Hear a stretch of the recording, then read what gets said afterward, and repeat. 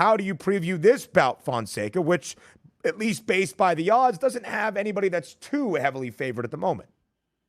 Yeah, so this is an interesting fight because Jose Aldo, who I almost always call Jose Aldo because I'm Puerto Rican, and in Portuguese you pronounce things differently. So Jose Aldo, excuse me. He, former champion, famously got knocked out by Conor McGregor like 12 seconds into their fight. A lot of people remember that. But he's been a very good fighter for the duration of his career and is still very competitive even at his age.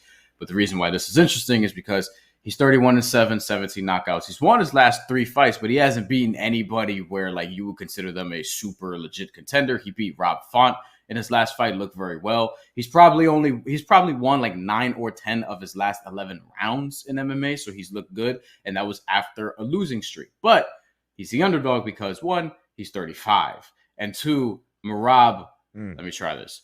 Dvalishvili, I've heard it's V pronounced as a W, whatever the case may be, but we'll just call him Merab. But he's very good. Like he's been very good lately. He hasn't lost a fight since Ricky Simone beat him, and that was over 4 years ago at this point. He's 14-4, and I think here is where you get good value because everything is on the plus side because it's so close in terms of method of victory. I'm leaning Merab for this fight, but I'm also leaning by points or decision, and that's plus 135 right now. To me, that's a smart bet. If you're going to do this, I think Jose Aldo, is going to make this a tough fight and it's going to be very good. But for Merab, this is supposed to be a stepping stone type of fight where he's trying to rise up the ranks, whereas Jose Aldo is supposed to get back.